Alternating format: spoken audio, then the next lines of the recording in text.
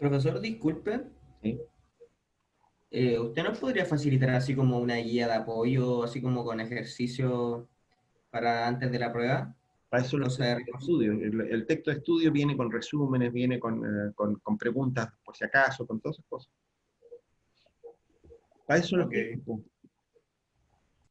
Me extraña araña. ¿Nunca han usado un texto en el colegio? ¿Se acuerdan ustedes de los textos de colegio? No, sí, claro. O sea, los Santillán y todo esto. Claro. Es el papel de un texto de estudio.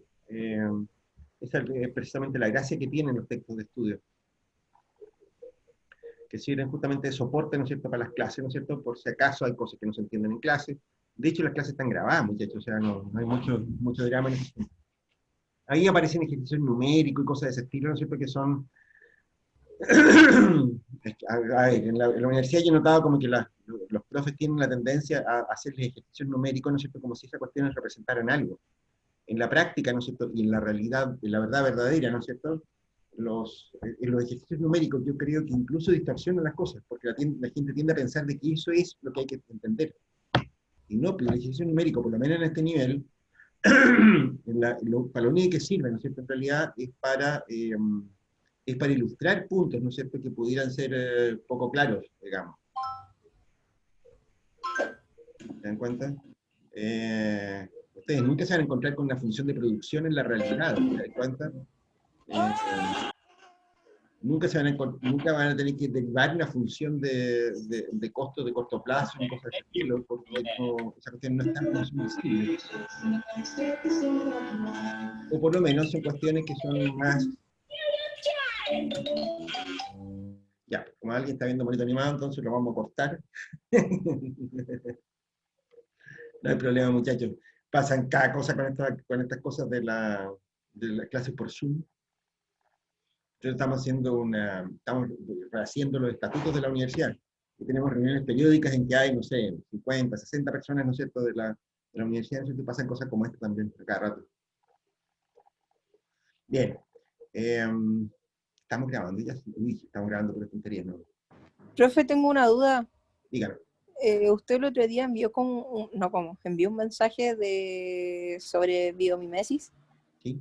Si es que para quienes estábamos interesados, sigue la oferta o ya no, ya acabó no fue, ya Si pasó usted el está evento. interesada, claro.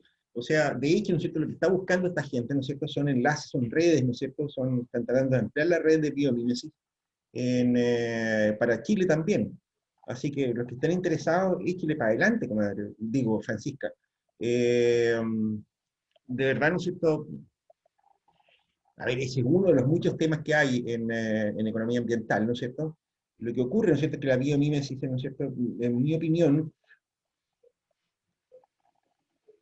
a ver, mira, lo que ocurre, ¿no es cierto?, con los problemas ambientales sistémicos, ¿no es cierto?, que son en la práctica problemas de ecosistemas, ¿no es cierto?, es que son imposibles de separar de su contexto. Te das cuenta, lo que funciona en un lado, ¿no es cierto?, no funciona en el otro. Y muchas veces, ¿no es cierto?, cosas que nosotros creemos que son soluciones, ¿no es cierto?, en realidad producen problemas más complicados. No sé, ejemplo, que si yo, hoy día todo el mundo anda vuelto loco con las baterías de litio, ¿no es cierto?, de ion litio. ¿Sí? Todos felices, ¿no es cierto?, con las baterías de ion litio.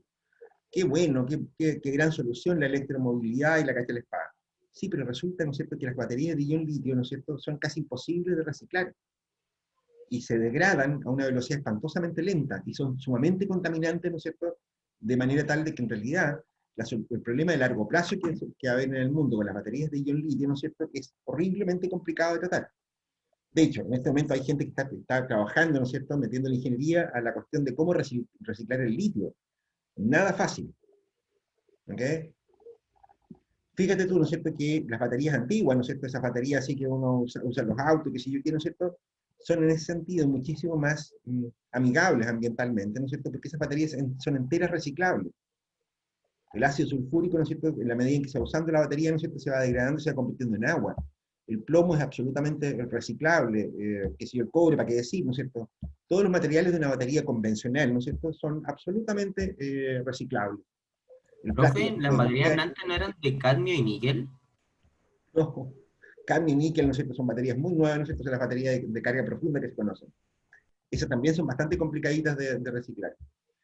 Lo que estoy haciendo con esto es ilustrar un punto simplemente, ¿ok? Es simplemente ilustrar un punto, ¿no es cierto?, que te da una idea, ¿no es cierto?, de lo complicado que son los problemas ambientales.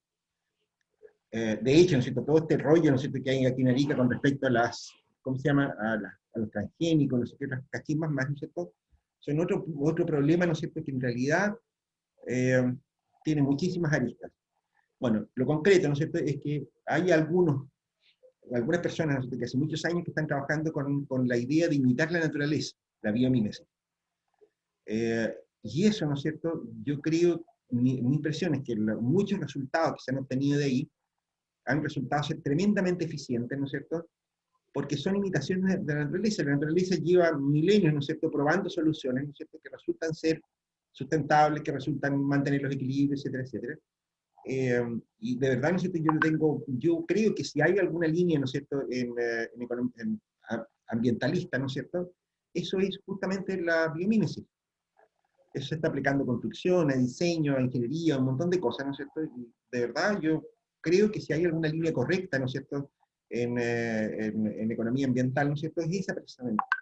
Un poco por eso, ¿no es cierto?, yo he escrito algunas cosas para esos muchachos, qué sé yo, ¿no es cierto?, para esta red, ¿no es cierto?, y yo de verdad se las recomiendo vivamente si les interesa el tema, ¿no es cierto? Si están interesados en este tipo de temas, ahí van a tener contacto con universidades en todas partes de América del Sur, con universidades en Europa. Si algunos de ustedes tienen inquietudes académicas, pueden hacer un posgrado, ¿no es cierto?, en temas ambientales, no solamente en biomímesis, ¿no es cierto?, en universidades europeas, en fin. Y yo lo encuentro buena idea, ¿no es cierto?, si tienen tiempo, si les gusta el tema, me parece muy buena idea que se contacten con eso. Para eso, lo único que necesitan, Francisca, es que mandé un correo personal tuyo, ¿no es cierto?, y yo se los hago llegar a estos muchachos, ¿no es cierto?, como enlace, y ya. ¿Se dan cuenta? Y ahí van a ver una actividad dentro de poco, no sé qué sé yo qué, les van a dar instrucciones para que conversen, para que participen, para que hagan cosas raras. Profe, ese enlace que está en el mensaje de intranet no funciona. Como que hay que tener permiso para poder ver lo que hay dentro. Ah, ya, sí. Lo que pasa es que lo que pasa es que el archivo que me enviaron es muy grande. Es una presentación, ¿no es cierto?, de la red, ¿no es cierto? Tendría que haberme escrito, ¿no es cierto? Yo te habría dado una autorización a través del correo. A ver, ¿qué podemos hacer para eso?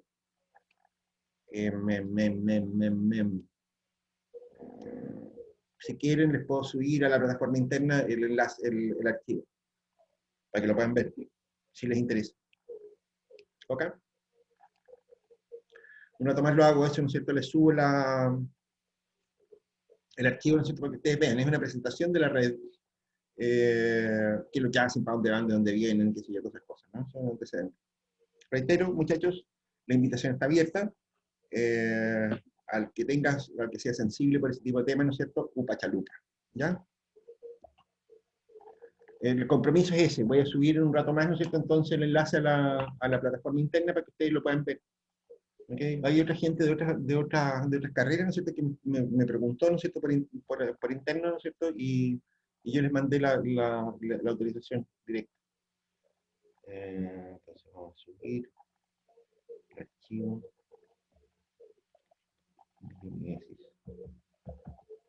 Ya está. Ya está. ¿Listo estamos entonces? Bien, consultas de lo que habíamos estado viendo en la clase anterior. Oye, si hay más dudas sobre este tema, griten.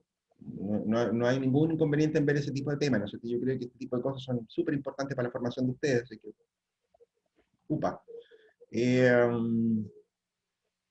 Ya, vamos. Eh,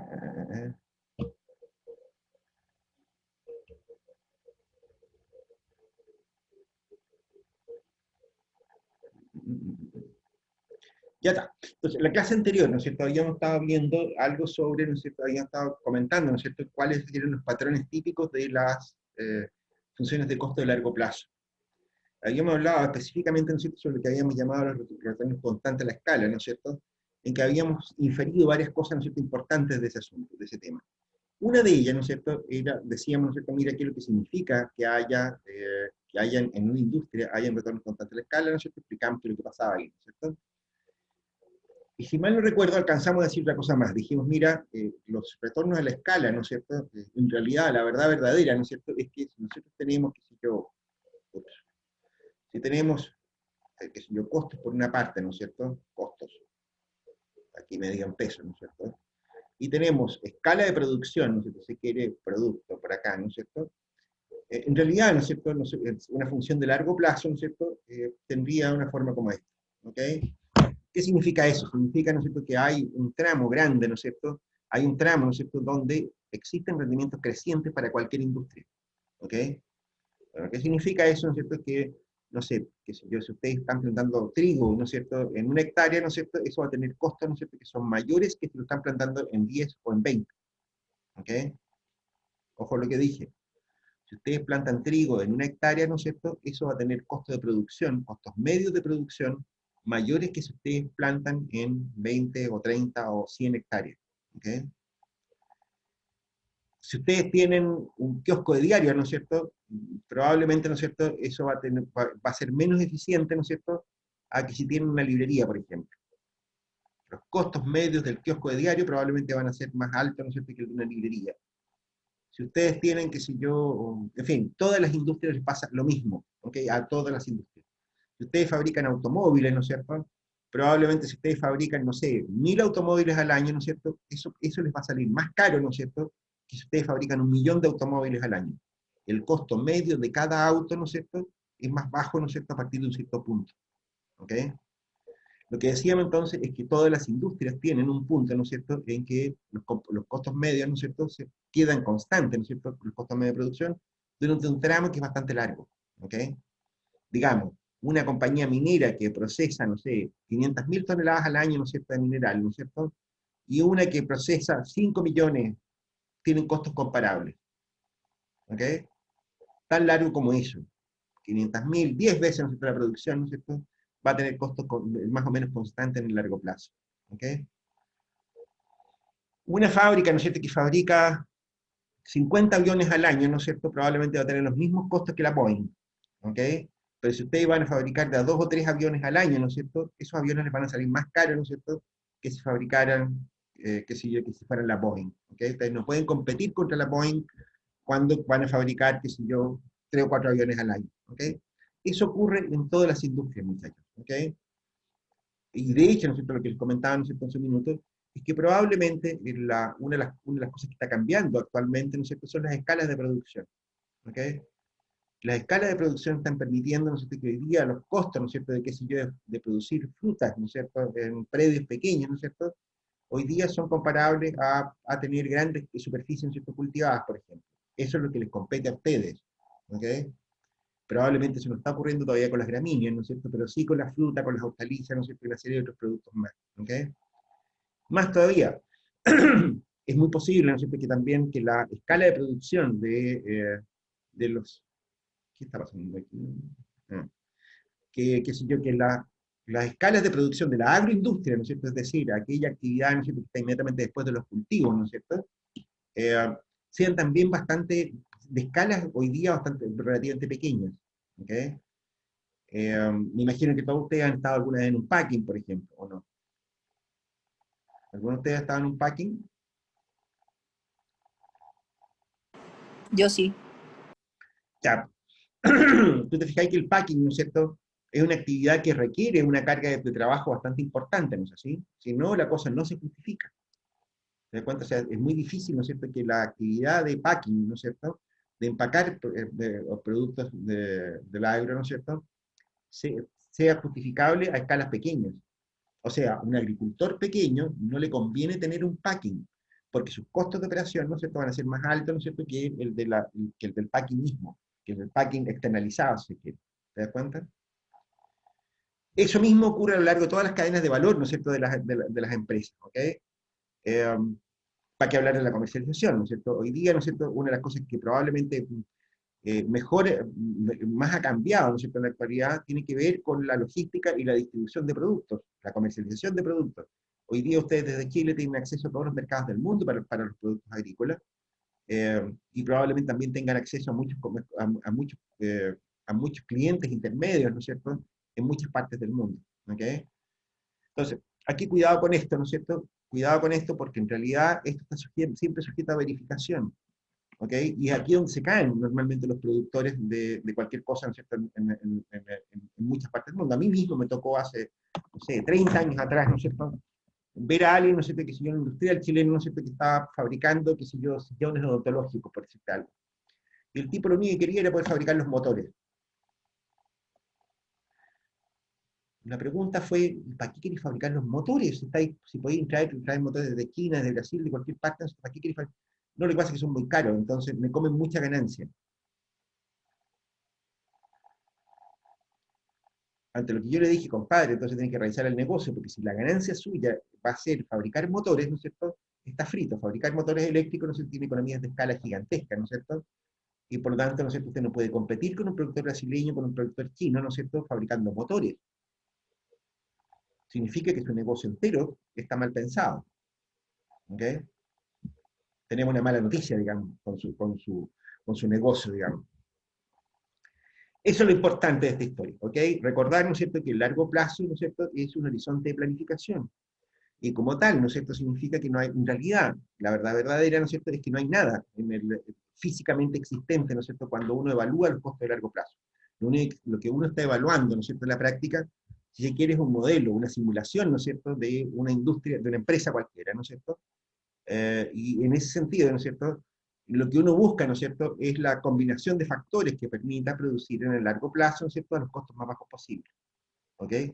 De hecho, ¿no es cierto?, lo que comentamos en la clase anterior significa, ¿no es cierto?, que yo puedo tener funciones de costos, ¿no es cierto?, que están asociadas a esta forma de largo plazo, por ejemplo, con empresas como esta. Yo podría tener una aquí, ¿no es cierto?, que es una función de costos medios de corto plazo, ¿no es cierto?, de una empresa cualquiera. Aquí estoy hablando del corto plazo. Esta empresa que está acá, ¿no es cierto?, la empresa 1, ¿no es cierto?, es una empresa que ya tiene una infraestructura determinada, un tamaño determinado, ¿no es cierto?, y por lo tanto opera en el corto plazo con una lógica distinta a la de largo plazo. ¿Ok? Eso. ¿Ok? Básicamente me interesaba que quedara claro este rollo. ¿Ok? Eh, lo que sigue de acá, ¿no es cierto?, es que aquí, ¿no es cierto?, tenemos funciones, ¿no es cierto?, que en el largo plazo se comportan de una determinada manera, ¿no es cierto? Y eso hace, ¿no es cierto?, de que ustedes probablemente, esto sí que tienen que haberlo visto, le hayan dicho, bueno, estas curvas de costo, ¿no es cierto?, en realidad son las funciones de oferta.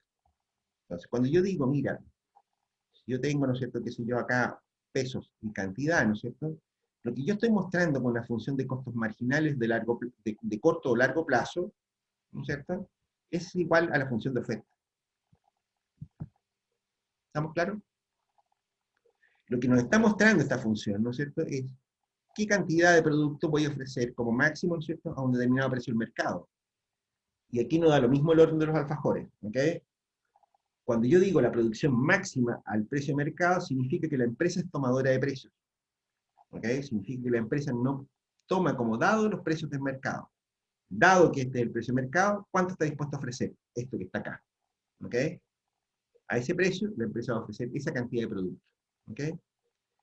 Esa es, como les decía, ¿no es cierto?, entonces la función de oferta. Es una función de costos marginales de corto plazo o largo plazo, según sea el caso.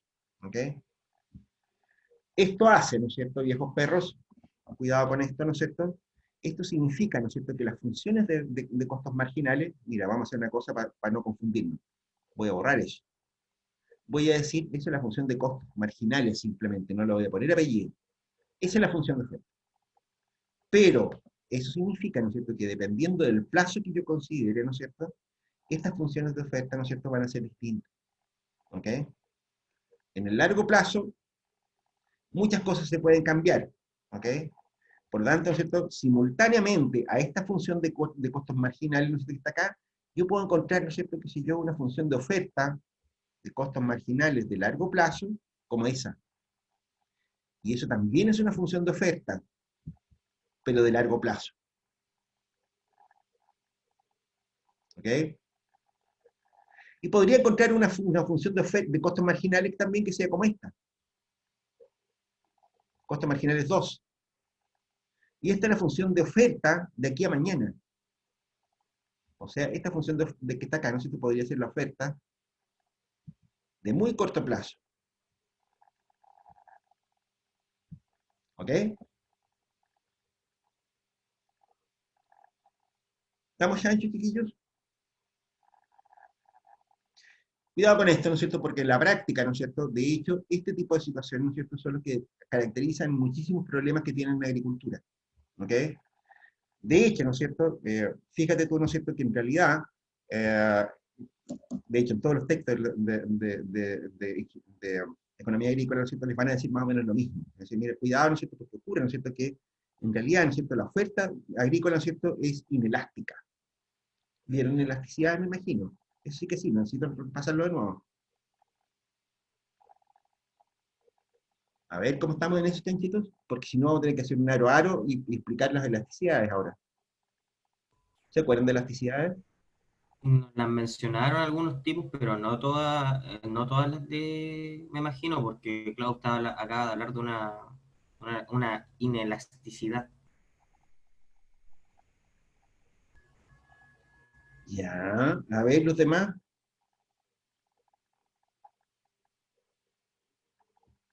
A ver los demás chanchitos. Bernardo, Espinosa, ¿qué es la elasticidad de oferta?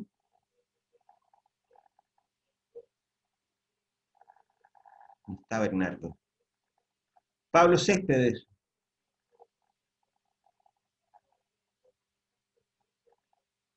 Federa Choque, ¿qué es la elasticidad de oferta?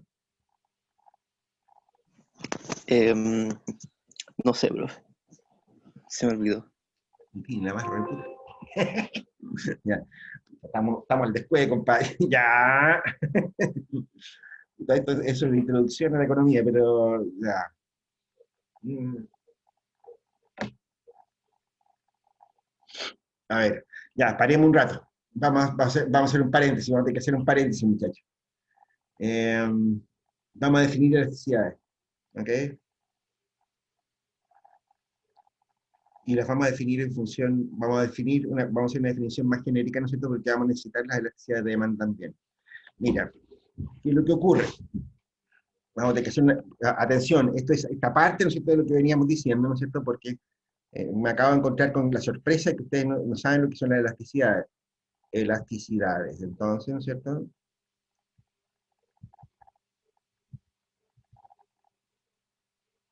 Ya está. ¿Qué es lo que ocurre? Ya sea en el caso, ¿no es cierto?, de una función de demanda, por ejemplo, o una función de oferta, ¿no es cierto?, nos encontramos con que sería súper importante, ¿no es cierto?, tener alguna claridad, ¿no es cierto?, sobre qué es lo que ocurre, ¿no es cierto?, con los cambios en los precios. Qué tan sensibles son las funciones de oferta y demanda, ¿no es cierto?, a cambios en las cantidades, a cambios de los precios, a lo que sea. Algunos de los parámetros, ¿no es cierto?, que nos encontramos dentro de las cosas que pueden ocurrir en una economía, ¿ok? Es evidente, ¿no es cierto?, ¿cómo se llama? Que si yo parto, por ejemplo, que si en el caso de una función de demanda, si yo digo, mira, esta cantidad se va a comprar a este precio, ¿no es cierto? Y yo pregunto, bueno, ¿y qué pasa si baja el precio? Bueno, me van a decir, hasta aquí. Van a demandar desde Q0 a Q1, desde el precio 0 al precio 1, ¿ok? Fíjate tú, ¿no es cierto?, que desde el punto de vista del negocio, ¿no es cierto?, y de hecho eso es uno de los problemas que vamos a tratar de alcanzar a explicar ahora, ¿no es cierto?, esto es bastante distinto, ¿no es cierto?, a que si yo me encontrara con una cosa como, qué sé yo, como por ejemplo, como esto. Aquí tengo una demanda 0, ¿no es cierto?, y aquí tengo una demanda 1. Fíjate lo que me ocurre acá. Si yo bajo el precio de mercado, ¿no es cierto?, por la demanda 1, ¿no es cierto?, lo bajo de P0 a P1, el efecto sobre la cantidad demandada no es hasta Q1, es la demanda 1, y ya está por acá. Es muy distinto, ¿no es cierto?, cuando yo tengo una función de demanda como la demanda 1, a cuando tengo una demanda como la demanda 0. ¿Se dan cuenta? Los Sí, profe. efectos, ¿no es cierto?, que se producen son muy distintos.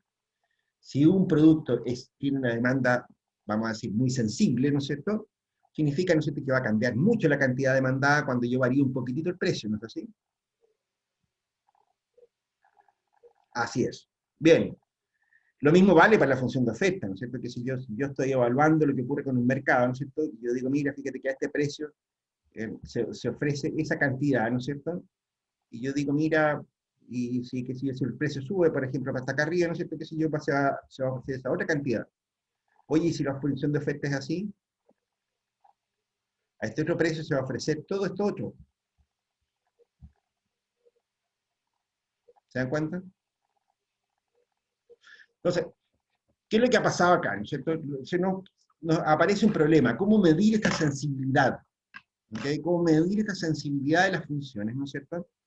Que genera resultados muy importantes, ¿no es cierto?, desde el punto de vista de lo que ustedes quieren. O sea, si ustedes están pensando en algo como esto, ¿no es cierto?, por ejemplo, ustedes pueden decir, oye, puta, no sé, ¿me convendrá subir el precio de los tomates? Bueno, depende, ¿no es cierto?, porque si yo subo el precio, ¿no es cierto?, me van a comprar menos. ¿Cuánto menos? Depende de la sensibilidad de la función de demanda. ¿Se dan cuenta? Lo mismo Sí, pasa en este profe. otro lado, o sea, si disminuye el precio, ¿no es cierto?, de, qué sé yo, de los choclos, ¿no es cierto?, por decirte algo, bueno, algunas personas van a producir menos choclos, ¿no es así? ¿Cuántas personas van a producir menos choclos? ¿Cuánto menos choclos? Va a depender de la electricidad de oferta ahora. ¿Se dan cuenta que es importante la idea que hay detrás de este asunto? Es súper importante la idea de medir la sensibilidad de las funciones de oferta y de demanda. ¿Ok? Y aquí nos topamos con otros problemas. ¿Ok? ¿Cómo medimos esto? Una tentación sería decir, oye, bueno, veamos cuál es la pendiente de esta curva, ¿no es cierto? ¿Ok? Y la pendiente de esta función, ¿no es cierto?, digamos, es delta P sobre delta Q nomás, y listo, ¿cierto? Tenemos un problema con esa medición. El problema que nos ocurre con esto, ¿no es cierto?, es que yo tengo aquí una medición, ¿no es cierto?, que es dependiente de las unidades. Este coeficiente, ¿no es cierto?, si yo mido, ¿no es cierto?, que si yo, por ejemplo, los precios los mido en pesos, o si los mido en dólares, ¿no es cierto?, los números me van a cambiar horrorosamente. ¿Se dan cuenta? O sea, que si yo digo, mira, el kilo de tomate vale 800 pesos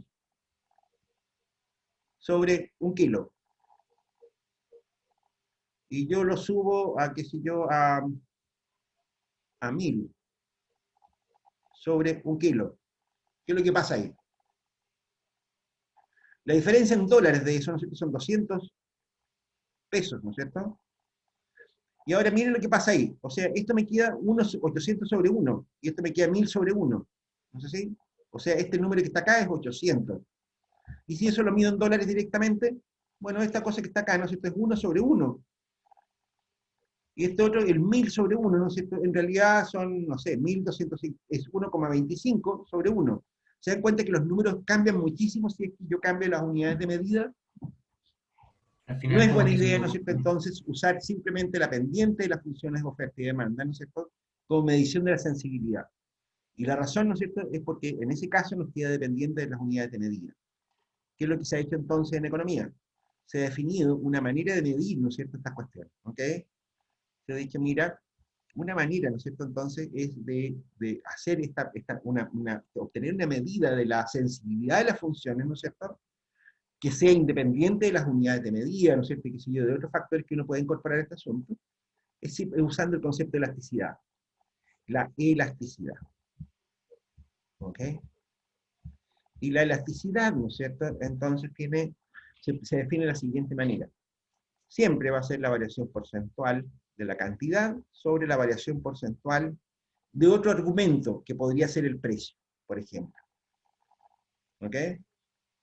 Fíjese que son variaciones porcentuales. Esto significa, ¿no es cierto?, que estamos pensando en que esto es delta Q sobre delta P sobre T. Delta representa el cambio, ¿ok?, si se quiere. O es igual a delta Q, ¿no es cierto?, sobre delta P por P por Q. Si ustedes se dan cuenta, aquí tengo la pendiente. Hay una relación, ¿no es cierto?, entre la elasticidad y la pendiente. Solo que además está controlado, ¿no es cierto?, por la posición, si se quiere, por la relación entre P y Q. ¿Ok?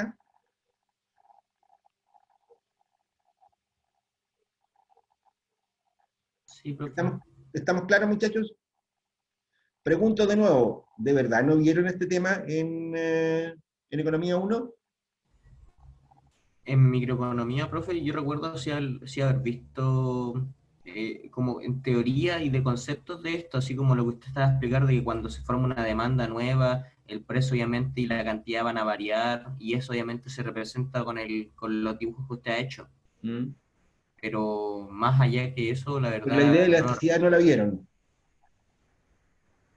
Al final es ver, al final por lo que yo entendí, ver qué tan inelástico o elástico es algo va a depender de la variabilidad que presente cambiando uno de los valores, ya sea la demanda o la cantidad que se quiera dar, ¿o no? Eso es lo que hay que entender. Estamos dando una medida de la sensibilidad, ¿ok? Es una medida de la Claro. sensibilidad de la función de demanda, ¿no es cierto?, o de oferta, según cambien los argumentos, ¿ok? Ya, pero a ver, expliquémoslo con detalle esta cuestión de nuevo, porque esta cuestión de nuevo es importante para ustedes, para que no queden en pelota. Hasta aquí no nos hemos logrado salir de los repasos, muchachos, ¿no? Esta cuestión me parece, pero patético, ¿qué quieren que les diga? Vamos a ver seriamente qué es lo que está pasando en microeconomía, ¿no es cierto? Porque no puede ser que este curso lo estemos dedicando a puros repasos, ¿no? Ya, partamos. Partamos por la elasticidad de demanda. La elasticidad de demanda, ¿no es cierto? Elasticidad de demanda. De demanda.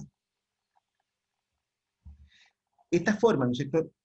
Normalmente esto en los libros de texto se denota con la letra griega nu, ¿ok? Así. Y aquí, ¿no es cierto? En el caso de las elasticidades de demanda, ¿no es cierto? Reitero, ¿no es cierto? Es una medida sobre argumentos de distinto tipo. Esta variación del porcentual del precio, ¿no es cierto? Es uno de los argumentos sobre esta cosa. De hecho, ¿no es cierto? Uno distingue por lo menos, yo diría, tres tipos de elasticidades. Uno, la elasticidad precio. Dos, la elasticidad ingreso. Y tres, la elasticidad cruzada. ¿Ok? Vamos a hacer una pequeña síntesis, ¿no es cierto?, de estas tres cosas. ¿Ok? Para que ustedes... Profe, yo recuerdo que en el curso anterior, cuando nos pasaba la elasticidad, a nosotros nos pedían esos valores, pues la elasticidad del precio de la demanda, la elasticidad del precio de la oferta, la elasticidad del precio, en ese sentido, pero nada más que eso. Se las daban. ¿Y qué hacían con No, ella? pues nos la pedían. ¿Cómo La la pedían? elasticidad Le del pedían que la precio de la calcularan. demanda y la elasticidad del precio de la oferta. Les pedían que la calcularan. Claro. Ah, ya, o sea, lo vieron el tema. Con las mismas palabras que usted está hablando, no tanto. Ejemplo, lo que usted dice, la elasticidad del precio de la cruzada, eso no me suena. Igual que lo que dice arriba, la verdad, no dice precio, y abajo que dice Le decía ingreso. ingresos. Claro, pues, lo que es de cruzada e ingreso no lo recuerdo, la verdad. Pero lo que yo sí recuerdo que la elasticidad del precio de la demanda y la de la oferta sí era algo recurrente que nos preguntaba el profesor en las evaluaciones. Bien, la verdad es que estas tres cuestiones son bien, deberían, es por lo menos estas tres deben ser, a ver, reitero, la elasticidad, ¿no es cierto?, no es más que una forma de medir sensibilidades de funciones, ¿ok? Y se usa para muchas cosas, ¿ok? Incluso, que si yo en macroeconomía se utilizan el concepto de elasticidad, ¿ok? La elasticidad de importaciones, por ejemplo, en la economía, es cuánto cambian las importaciones cuando cambia el ingreso, por ejemplo, ¿ok? En general, ¿no es cierto?, esta es una medida muy socorrida, por eso que les digo que es muy importante. Cuando ustedes lean cualquier literatura económica, ¿no es cierto?, casi siempre van a hacer apelación a la elasticidad, por alguna razón. De hecho, si ustedes, por ejemplo, que si yo, leen el informe pericial sobre la colusión de los pollos, por ejemplo, lo que se hace es evaluar elasticidades. Básicamente lo que se hace ahí es evaluar elasticidades. Mm. Por eso es que es súper importante, ¿no es cierto?, que ustedes tengan claro, ¿no es cierto?, de qué se trata este asunto. Porque por último les sirve para leer literatura económica, ¿no es cierto? Y eso, para ustedes como ingenieros, debería ser bien importante. Vamos por la elasticidad de precio. La elasticidad de precio, ¿no es cierto?, se define, ¿no es cierto?, como decíamos, como la variación porcentual, esta es la elasticidad de demanda. ¿Ok? Esta letra nu, ¿no es cierto?, se usa para la elasticidad de demanda. En el precio ante la variación porcentual en la cantidad. Pero, como ustedes saben, ¿no es cierto?, cuando aumenta el precio, disminuye la cantidad demandada. ¿ok? Y viceversa. O sea, cuando hay un aumento de la disponibilidad de los bienes, ¿no es cierto? Esto aumenta, el precio disminuye. Por lo tanto, en general, esta elasticidad es siempre menor que cero, es negativa. ¿Ok? Por esa razón, en muchos libros de texto, ¿no es cierto?, de hecho les van a hablar, ¿no es cierto?, del módulo de la elasticidad de demanda, además. Porque además algunos tramos son importantes acá. ¿Ok? Y se hacen mucho más intuitivos, ¿no es cierto?, cuando trabajamos con módulos. ¿Se acuerdan de la función módulo en matemáticas, me imagino? ¿Sí, no? El módulo, ¿no es cierto?, se refiere a una magnitud. ¿Ok? A una magnitud. O sea, a ver, ¿se entiende la función módulo? De nuevo, pregunto.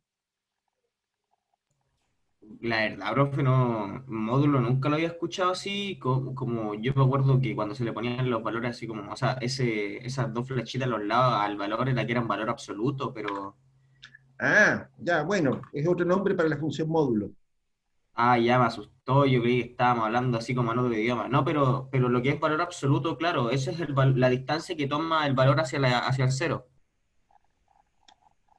Ya, sí, puede ser. Puede ser visto así. ¿Ok? Es una distancia. O sea, Ya, a ver, este lápiz que está acá, ¿no es cierto? Eh, ¿Cuánto mide? Medirá, no uno, sé, 10 centímetros, ¿no es cierto? 10 centímetros de así, largo medirá este lápiz, ¿no es cierto? por ahí, Claro, ¿no es cierto? Da lo mismo si el lápiz está vuelto para allá, o está vuelto para allá, o está vuelto para donde sea, mide 10 centímetros. claro. Es una Va a distancia. medir 10 centímetros tanto de altura como de largo, si está acostado. Claro, o sea, no tiene sentido decir que si yo pongo el lápiz para allá, entonces el lápiz mide menos 10 centímetros, ¿no es cierto? No Por tiene ningún supuesto. sentido. El lápiz, ¿no es cierto?, mide 10 centímetros. Eso es un módulo. A eso se refiere el término módulo o valor absoluto. Se refiere a que es una distancia, ¿ok? Se refiere a que es un valor, ¿ok? Bien, lo que decíamos es exactamente eso, ¿no es cierto? Casi siempre se trabaja con el módulo de la elasticidad de demanda, ¿no es cierto? Porque se sabe, ¿no es cierto?, que la elasticidad de demanda es negativa. ¿Qué es lo que ocurre? Si ustedes se dan cuenta, esta definición, ¿no es cierto?, produce, en esta definición hay un cambio, ¿no es cierto?, que es muy importante, ¿no es cierto?, en un límite bien preciso, ¿ok? Esta cosa puede ser negativa, todo lo que tú quieras, ¿no es cierto?, pero si esta elasticidad, este módulo, por ejemplo, es igual a 1, ¿no es cierto?, ¿qué es lo que ocurre? Eso significa, ¿no es cierto?, esto implica, ¿no es cierto?, que la variación porcentual en los precios es igual a la variación porcentual en la cantidad. ¿Se da cuenta? La elasticidad unitaria tiene una implicación súper importante, ¿no es cierto?, que es esto que está acá. Significa que si tú subes el precio en un 10%, ¿no es cierto?, la cantidad demandada va a disminuir en un 10%. Y eso significa que los ingresos del productor o el gasto del consumidor permanece constante, ¿no es cierto?, para un producto como este. ¿Se dan cuenta? El gasto queda constante cuando la elasticidad es unitaria. De hecho, ¿no es cierto?, aquí hay unos límites, ¿no es cierto? Se dice, mira, cuando el módulo de elasticidad de demanda, ¿no es cierto?, es, como siempre, ¿no es cierto?, esto es mayor que cero, ¿no es cierto?, pero es menor que 1, se dice que esta función es inelástica. Es inelástica. ¿Por qué? Porque eso significa, ¿no es cierto?, que la variación porcentual en los precios, ¿no es cierto?, va a ser menor que la variación porcentual en la cantidad. Fíjate que eso significa, ¿no es cierto?, que si tú, por ejemplo, si la elasticidad de demanda, ¿no es cierto?, por tomates, por ejemplo, fuera menor que 1, ¿no es cierto?, el módulo, ¿no es cierto?, significa que si tú subes los precios en un 10%, significa que la cantidad demandada de los tomates, ¿no es cierto?, disminuye en menos de un 10%. Por ejemplo, que si yo, no sé, un 5%, por ejemplo. ¿Ok? Y eso significa, ¿no es cierto?, que el ingreso del productor aumenta, o el gasto del consumidor aumenta, ¿no es cierto?, en la partida tomates. ¿Ok? Esta función, ¿no es cierto?, entonces se le denomina como una función inelástica. Si la elasticidad de demanda, ¿no es cierto?, en módulo es mayor que 1, ¿no es cierto?, se dice que es elástica. Es elástica, y eso implica, ¿no es cierto?, que la variación porcentual en los precios, ¿no es cierto?, suele ser mayor que la variación porcentual en la cantidad. ¿Estamos? Fíjate, ¿no es cierto?, que ahí, desde el punto de vista, ¿no es cierto?, de lo que ocurre en un mercado, ¿no es cierto?, significa, ¿no es cierto?, que si yo subo los precios en un 10%, por ejemplo, de nuevo, de los tomates, ¿no es cierto?, y resulta ser que la elasticidad de demanda de los tomates es mayor que 1, ¿no es cierto?, entonces significa que la disminución en la cantidad demandada, ¿no es cierto?, va a ser mayor. ¿No es así? Significa, ¿no es cierto?, que el ingreso de los productores va a disminuir. ¿Ok? En eso estamos. Sí, profe. Estamos claros, ¿no es cierto? Bien, esto es un límite importante, ¿no es cierto?, para el caso de la elasticidad de precio. Esto es la elasticidad de precio. Definamos rápidamente, ¿no es cierto?, otras elasticidades, ¿no es cierto?, que son importantes para ustedes también. La elasticidad cruzada, dijimos, ¿no es cierto?, la elasticidad cruzada X, Y, ¿no es cierto?, es la variación porcentual en la cantidad demandada de un bien, ¿no es cierto?, ante la variación porcentual del precio de otro bien, digamos que es X y esto es Y. ¿Qué significa eso? Significa que en las funciones de demanda de los consumidores, ¿no es cierto?, lo que nos ocurre, ¿no es cierto?, es que los bienes están relacionados. ¿Ok? Eso probablemente no lo vieron con mucha rigurosidad, ¿no es cierto?, en microeconomía, ¿no es cierto?, pero efectivamente la demanda por bien está relacionada. ¿No es así? O sea, para los días del 18, ¿no es cierto?, aumenta, qué sé yo, la demanda, sube el precio, ¿no es cierto?, de la cebolla porque la gente hace empanadas. ¿No es así? Pero también sube el precio de la carne, y sube el precio de, qué sé yo, de los tomates, ¿no es cierto?, y un montón de precios suben juntos. ¿No es así? La razón, ¿no es cierto?, es porque los bienes son complementarios. Hay, junto con que la gente compra empanadas, ¿no es cierto?, qué sé yo, qué hace asadito, qué sé yo, qué, ¿no es cierto? Entonces, lo que ocurre ahí, ¿no es cierto?, que la gente está demandando más de una serie de productos, ¿no es cierto?, que se usan en la misma época. ¿Ok? Fíjate que probablemente no pase nada con las ventas de helado, por decir cualquier cosa, ¿no es cierto? O con las ventas de porotos, ¿no es cierto? Porque en Chile no existe la costumbre, ¿no es cierto?, de comer porotos para las fiestas patrias, ¿no es cierto?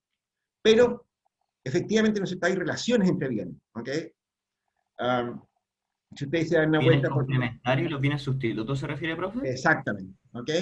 En particular, ¿no es cierto?, cuando hablamos de elasticidades cruzadas, ¿no es cierto?, es porque sabemos que hay bienes que son sustitutos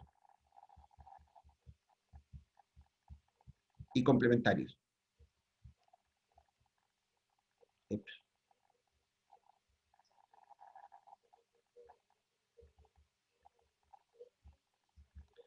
Y bienes complementarios, ¿ok? De hecho, si ustedes se dan una vuelta por la página web de ODEPA, ¿no es cierto?, se van a encontrar con un montón de análisis de precio, qué sé yo, qué, ¿no es cierto? Si ustedes miran, por ejemplo, lo que ocurre con las carnes, ¿no es cierto?, con los distintos tipos de carnes, ¿no es cierto?, se van a encontrar, ¿no es cierto?, que hay una relación inversa casi unitaria. O sea, si sube el precio, ¿no es cierto?, qué sé yo, de la carne de vacuno, por decir algo, ¿no es cierto?, inmediatamente, ¿no es cierto?, aumenta el consumo de la carne de pollo. Y la relación es casi perfecta. ¿Ok? Lo mismo pasa con el cerdo, es a tres patitas, digamos. ¿Ok? ¿Qué es lo que ocurre ahí? Fíjate tú, ¿no es cierto?, lo que acabo de decir. Esto significa, ¿no es cierto?, chanchitos, que si la elasticidad cruzada X, Y es positiva, mayor que 0, ¿no es cierto?, significa que son sustitutos. ¿Por qué? Lo que acabo de decir.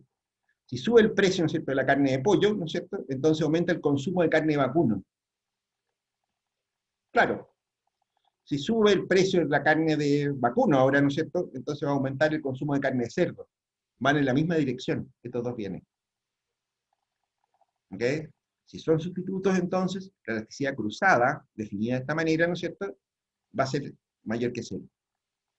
¿Ok? Bueno, al revés. Los bienes complementarios, ¿no es cierto?, tienen una elasticidad cruzada negativa. Muchas veces porque se trata incluso de bienes muy cercanos. ¿Qué pasa si sube, qué sé yo, el precio del azúcar, por ejemplo? Bueno, no sé, si sube el precio del azúcar, por ejemplo, probablemente va a disminuir el consumo de pasteles. Suena como obvio, ¿no es cierto? Si sube el precio del café, por ejemplo, ¿no es cierto?, qué sé yo, va a disminuir el consumo de azúcar. ¿Ok? Esto. ¿Ok? Fíjense ustedes, ¿no es cierto?, que es súper importante, ¿no es cierto? La producción, los productores de bienes, ¿no es cierto?, de determinado tipo, ¿no es cierto?, siempre tienen que tener también presente, ¿no es cierto?, qué es lo que ocurre con los bienes que son sustitutos y complementos. ¿Ok? Ya está. Y después, ¿no es cierto?, está lo que se conoce, ¿no es cierto?, como la elasticidad de ingreso. Esto también es muy importante, ¿no es cierto? De nuevo, reitero que estamos hablando, ¿no es cierto?, de bienes de elasticidades de demanda. Ya vamos a ver el caso de las elasticidades de oferta. La elasticidad de ingreso, ¿no es cierto?, es la variación, se define como la variación porcentual de la cantidad demandada, ¿no es cierto?, ante variaciones porcentuales del ingreso. ¿Estamos claros? Y este también es un temazo, ¿ok? Porque ocurre, ¿no es cierto?, que esta elasticidad, ¿no es cierto?, puede tomar muchos valores, ¿ok? La elasticidad de ingreso, ¿no es cierto?, en particular puede tener los siguientes valores. Puede ser menor que 0, negativa. Puede ser igual a 0. Puede ser mayor que 0, ¿no es cierto?, pero menor que 1. Y puede ser mayor que 1. 4 tramos significativos, interesantes, ¿ok? Veámoslo en detalle.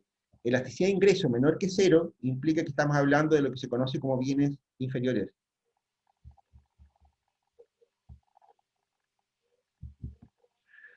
¿Por qué le llamamos así? Fíjate, ¿no es cierto?, lo que nos está diciendo eso. ¿Qué significa, ¿no es cierto?, el hecho de que la elasticidad de ingreso sea negativa?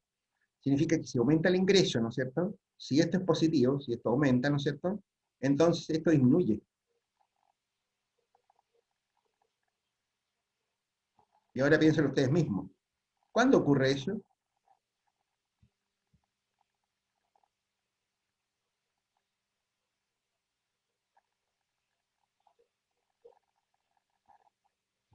Se borró un pedazo de la Q. Bueno, piénsenlo de esta manera. ¿Qué es lo que pasa, ¿no es cierto?, que si ustedes, no sé, cuando ustedes ahora usan, qué sé yo, micro, ¿no es cierto?, colectivos y cosas de ese estilo, ¿no? No todos ustedes tienen auto, ¿no es así? Bueno, cuando trabajen, ¿no es cierto?, y sean ingenieros agrónomos y que ganen muchas lucas, ¿no es cierto?, una de las cosas que van a hacer es comprar autos. En la medida en que ustedes ganen más plata, ¿no es cierto?, van a dejar de andar en micro y van a dejar de andar en colectivo, a disminuir la demanda por colectivos y por micro. ¿Se dan cuenta? Eso denota un bien inferior. ¿Okay? Típicamente en Chile, ¿no es cierto?, cuando la gente tiene más plata, ¿no es cierto?, deja de consumir margarina, por ejemplo. La margarina es un bien inferior, ¿no es cierto?, para mucha gente en Chile. ¿Okay? Cuidado con esto, ¿no es cierto? Estas relaciones son bastante culturalmente sensibles. En los países europeos, ¿no es cierto?, por ejemplo, es rara la gente que consume mantequilla, ¿no es cierto?, porque le tienen miedo al colesterol, a las grasas, que sé yo, y la margarina, ¿no es cierto?, no es considerada un bien inferior. Pero aquí en Chile sí, ¿ok? La gente que tiene más plata, ¿no es cierto?, compra mantequilla en lugar de margarina, ¿ok? Y como eso hay muchas cosas, ¿no es cierto? De hecho, ustedes probablemente, si se acuerdan de cuando iban a Tacna, se dan cuenta que ahí había muchos productos, ¿no es cierto?, que todavía se venden. ¿Ok? Bueno, me imagino que ustedes lo saben, pero Tacna, ¿no es cierto?, es una ciudad, Perú, ¿no es cierto?, es un país que tiene un ingreso per cápita que es la mitad del chileno, y Tacna tiene un ingreso por persona promedio, ¿no es cierto?, que es la mitad del de Arica. ¿Ok? Y eso explica, ¿no es cierto?, que ahí se venden un montón de cosas que en Chile ya simplemente no ocurren, ¿no es cierto? Es decir, si ustedes van al supermercado, por ejemplo, si van a encontrar jabón de lavar, por ejemplo. En Chile, el jabón de lavar, ¿no es cierto?, hace mucho rato que no se ve. ¿Por qué? Porque en Chile ya toda la gente tiene lavadoras automáticas y qué sé yo, que no es cierto, y para eso no sirve el jabón de lavar. ¿Okay? O sea, el jabón de lavar es un bien inferior también. La gente que lava con jabón de lavar, ¿no es cierto?, es porque no tiene máquina lavadora. ¿Se dan cuenta? Si ustedes van al mercado, ¿no es cierto?, se van a encontrar, qué sé yo, con gallinas, con plumas, qué sé yo, con la cabeza colgando, ese tipo de cosas, ¿no es cierto? Cosas que tampoco se ven en Chile. En Chile también ya se da un patrón de consumo del pollo, ¿no es cierto?, que es más parecido, qué sé yo, al que se ve en los países europeos, ¿no es cierto? O sea, de hecho, mis hijos, cuando eran chiquititos, nos los llevamos a Tacna alguna vez, ¿no es cierto? Y mi hija espantada me decía, uy, hay un cadáver de gallina colgando ahí. Nunca había visto un pollo muerto, mi hija. De cuenta, ella juraba que el pollo era esa cuestión que vendían en bandejas plásticas, ¿no es cierto?, como en el supermercado. Nunca había visto un pollo de verdad muerto. ¿Okay? Bien, Los bienes inferiores, ¿no es cierto?, son una categoría de bien, son sumamente culturales, ¿no es cierto?, como les digo, pero tienen este comportamiento respecto al ingreso. La gente deja de consumirlo, ¿no es cierto?, cuando aumenta el ingreso. Hay bienes como este, ¿no es cierto?, que se les suele denominar bienes neutros, neutros al ingreso. En general, ¿no es cierto?, se trata de bienes, ¿no es cierto?, que de hecho son bienes muy baratos normalmente, ¿no es cierto?, no representan una proporción significativa del ingreso de las personas. De nuevo, eso es teoría microeconómica, ¿no es cierto?, que probablemente ustedes ni siquiera la vieron. Pero en general se trata de bienes, ¿no es cierto?, que no son muy relevantes dentro de la canasta de consumo. Y que la gente los consume en proporciones fijas, digamos. O sea, ejemplo, qué sé yo, la sal es un típico bien neutro. O sea, por mucho que ustedes ganen más plata, no van a comer más salado. No tiene ningún sentido. ¿No es así? La sal es barata, ¿no es cierto?, qué sé yo, y la verdad, ¿no es cierto?, es que el consumo de sal, ¿no es cierto?, es bastante estable, pase lo que pase, ¿no es cierto?, con el ingreso de las personas. ¿Ok? Podemos decir lo mismo de los botones, qué sé yo, de un montón de cosas de ese estilo, ¿no es cierto?, que son bienes neutros al ingreso, que no se mueven con el ingreso. Cuando la necesidad de ingreso es mayor que 1, pero menor que 1, pero mayor que 0, ¿no es cierto?, es decir, está entre 0 y 1, significa, ¿no es cierto?, en la práctica que un aumento del ingreso produce un cambio positivo, ¿no es cierto?, pero menos que proporcional del consumo de ese bien. ¿Estamos claros? Eso es lo que se conoce, ¿no es cierto?, como un bien normal. Es un bien normal. Y la razón de por qué se le llama así, ¿no es cierto?, es porque, de nuevo, apelamos a la teoría microeconómica, ¿no es cierto?, en general la gente consume muchos bienes, ¿ok? ¿Qué es lo que ocurre, ¿no es cierto?, si es que sube de precio, si es que le suben el sueldo a alguien, por ejemplo? Bueno, lo que ocurre, ¿no es cierto?, es que el aumento de sueldo, ¿no es cierto?, lo distribuye entre muchos bienes, ¿ok? Y significa que el aumento del consumo de la mayor parte de los bienes, ¿no es cierto?, es menor que lo que aumenta el ingreso. Obvio, ¿no es así? O sea, supongan que alguien gana, qué sé yo, 1.000.000 de pesos, por ejemplo, y el jefe generosamente le dice, mire, ¿sabe qué más? En vez de ganar 1.000.000 de pesos ahora va a ganar 1.200.000. Le aumentó el sueldo en un 20%. ¿Ok? Ese 20%, esas 200 lucas adicionales, ¿se lo va a gastar todo en una sola cosa? ¿En chelas, por ejemplo? No necesariamente, lo más probable es que distribuya esas 200 lucas en muchas cosas distintas. ¿Ok? A lo mejor va a comprar comida de mejor calidad, ¿no es cierto?, qué sé yo, a lo mejor va a comprar más ropa, ¿no es cierto?, qué sé yo, qué, ¿no es cierto?, pero va a ser como una mezcla de cosas. Por lo tanto, el aumento en el ingreso, ¿no es cierto?, va a ser menor que el aumento en el consumo de todos los demás bienes. Por eso es que se conoce como un bien normal. ¿Ok? Puede ocurrir, y este es un caso un poco más raro, ¿no es cierto?, de que el aumento de la necesidad de ingresos sea mayor que 1. ¿Qué significa, no es cierto?, que si yo aumento el ingreso en un porcentaje, ¿no es cierto?, el consumo de algunos bienes sube más que lo que sube el ingreso. Bueno, eso son las cosas soñadas, son las cosas que siempre ha querido tener la gente, ¿no es cierto? Y claro, ¿no es cierto?, cuando hay un pequeño aumento del ingreso, ¿no es cierto?, incluso acuden al endeudamiento, ¿no es cierto?, para comprar ese tipo de cosas. ¿Ok? Esto es lo que se conoce, ¿no es cierto?, como bienes de lujo.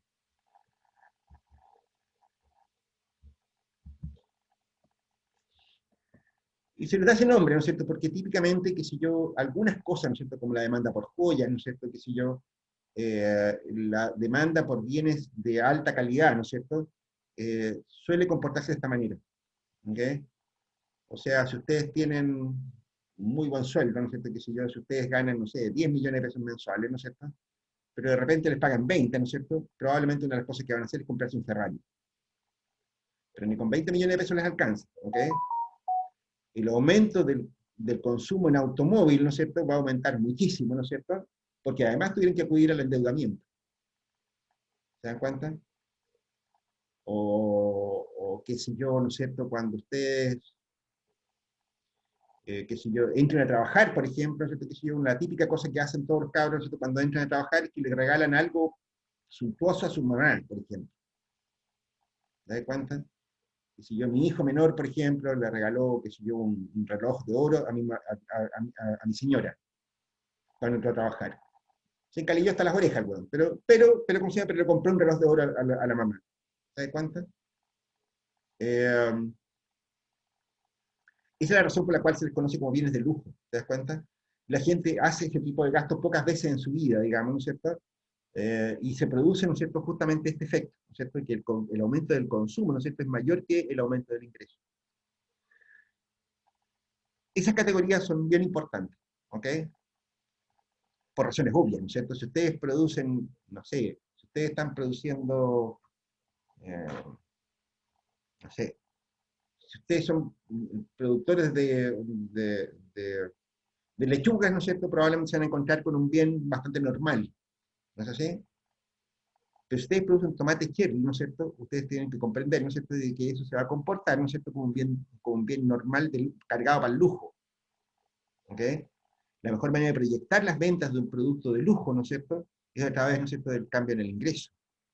O sea, si yo espero una recesión, ¿no es cierto?, y soy productor de bienes de lujo, ¿no es cierto?, entonces mejor que me aguante un ratito, ¿no es cierto?, porque lo más probable es que la demanda por ese tipo de bienes disminuya, ¿ok?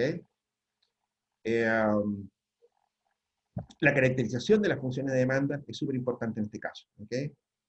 O sea, es más o menos obvio, ¿no es cierto?, de qué sé yo, que dentro de las mismas categorías de bienes, incluso en el caso de los productos agrícolas, ¿no es cierto?, hay productos que son bienes inferiores y bienes de lujo. O sea, el tomate el cherry, ¿no es cierto?, no es más que un tomate, una de las formas de tomate, pero es una forma de tomate medio lujosa. Se dan cuenta que se usa mucho en cócteles y cosas de ese estilo, ¿no es cierto? Pero el tomate blanducho, común y corriente, que si yo, ¿no es cierto?, que no tiene calibre ni nada que se le parezca, va a ser un bien inferior. Bueno, si hay una recesión, ¿no es cierto?, las ventas de ese producto van a aumentar probablemente, ¿no es cierto?, en relación a los demás bienes. ¿Ok? Cuidado con esto, muchachos, ¿no es cierto? Esta cuestión, ¿no es cierto?, es súper importante tenerla en la cabeza, ¿no es cierto?, porque es un determinante importante, ¿no es cierto?, de las funciones de demanda de los productos agrícolas está en este tipo de categorías. ¿Ok? Si ustedes son, bueno, en fin, da lo mismo, ¿ok? Bien, eso es elasticidad por el lado de la demanda, ¿ok? Ya dijimos, ¿no es cierto?, esto tiene aplicaciones por los dos lados, ¿ok? ¿Está claro este rollo? ¿Lo habían visto o no?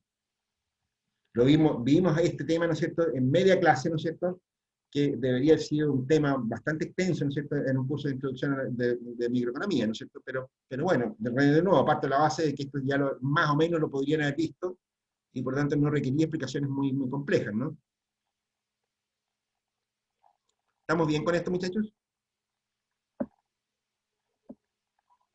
En lo personal, sí, profe. No sé si mis demás compañeros cómo están. Viejos, cuidado con una cosa, voy a reiterar aquello de que esto son cuestiones súper culturales. O sea, lo que es válido en Perú, ¿no es cierto?, no es válido en Chile y probablemente no sea válido en Argentina, que se le parezca. ¿Ok? Incluso tratándose del mismo tipo de bienes. De hecho, esta denominación de lujo, ¿no es cierto?, mucha gente lo asocia a los bienes suntuarios. En Chile, ¿no es cierto?, existe de hecho un impuesto al lujo. ¿Se da cuenta? Y el lujo en Chile se define por la vía legal, como muchas otras cosas, que es una perfecta imbecilidad, ¿no es cierto?, porque en Chile se considera que son bienes de lujo los yates, los abrigos de piel, el whisky, los autos de más de 2.000 centímetros cúbicos y estupideces de ese estilo. ¿Ok? Ya, de hecho, ¿no es cierto? ¿Cómo será absurdo, ¿no es cierto?, que, por ejemplo, que si yo no sé, un auto de más de 2.000 centímetros cúbicos significa que todos los taxistas pagan impuestos al lujo? Cáchate la web. Porque los autos que se usan para taxi tienen que tener por lo menos 2.000 centímetros cúbicos de cilindrada. Y el que se compra un Mercedes, qué sé yo, clase A, ¿no es cierto?, por ejemplo, ese no paga impuestos al lujo porque tiene un motor chico. De hecho, en Chile, ¿no es cierto?, los bienes que se comportan como bienes de lujo son cosas como la vivienda y la educación superior, muchachos. La gente en Chile, ¿no es cierto?, puede dejar hasta los bofes en la calle, ¿no es cierto?, pagando la educación a los niñitos. ¿Ok? La gente se encalilla hasta las orejas, ¿no es cierto?, para que el niño tenga un cartón. No un cartón de la caja de zapatos, un cartón de eso que dice Universidad de algo, ¿no es cierto?, que es algo. ¿Te das cuenta? En Chile, bienes de lujo son la educación superior y la vivienda. Y eso es súper cultural, muchachos. O sea, lo que importa esta cosa, ¿no es cierto? Cuidado con esto, ¿no es cierto? En realidad, es que, de hecho, ¿no es cierto?, estos conceptos, ¿no es cierto?, son sumamente sensibles al contexto en que ustedes se mueven. ¿Ok? O lo que es lo mismo, que si yo el automóvil, ¿no es cierto?, que si yo es un bien de lujo en muchas partes del mundo. Hoy día, ¿no es cierto?, en Chile, ¿no es cierto?, no es un bien de lujo, es una necesidad, ¿no es cierto?, que si yo, una persona que vive en cualquier parte de Chile, ¿no es cierto?, necesita tener un auto. ¿Te das cuenta? Qué sé yo, electrodomésticos, qué sé yo, como las lavadoras, como qué sé yo, como los refrigeradores, ese tipo de cosas, alguna vez fueron un lujo. Cuando yo era chico, ¿no es cierto? Qué sé yo, que te compré un refrigerador, te duraba 20 años. Hoy día es un producto desechable. ¿Se dan cuenta? Los contextos son súper importantes en esto, muchachos. ¿Ok? Bien. Por otro lado, ¿no es cierto? La elasticidad de oferta. La elasticidad de oferta suele denominarse de esta manera. E. ¿Ok? Y esto, ¿no es cierto?, va a ser también la variación porcentual en la cantidad, pero ahora la cantidad ofrecida, ante variaciones porcentuales en los precios. Este coeficiente, chanchitos, siempre es positivo. Aquí no hay dudas de nada. Aquí este coeficiente siempre es positivo.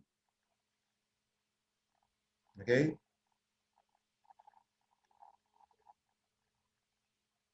Y la razón es bastante obvia, ¿no es cierto? Si aumenta el precio, ¿no es cierto?, por alguna razón, ¿no es cierto?, las empresas van a producir más, van a vender más del producto. ¿Ok? Van a buscar alguna manera, ¿no es cierto?, de ofrecer más del producto. ¿Ok? Bien, eso es lo que estábamos diciendo recién hace un rato atrás. ¿Ok? Lo que estamos diciendo, ¿no es cierto?, es que además esta elasticidad, ¿no es cierto?, esta elasticidad de oferta, ¿no es cierto?, varía con el plazo. ¿Ok? En general, ¿no es cierto?, esta elasticidad de oferta suele ser muy poco sensible en el corto plazo. ¿Qué significa esto? Significa que este coeficiente, ¿no es cierto?, este valor que está acá, ¿no es cierto?, esto cambia poco, ¿no es cierto?, cuando cambia el precio en el corto plazo. ¿Ok? O sea, esto tiende a ser cero en el corto plazo. Y tiende a la infinito en el largo plazo.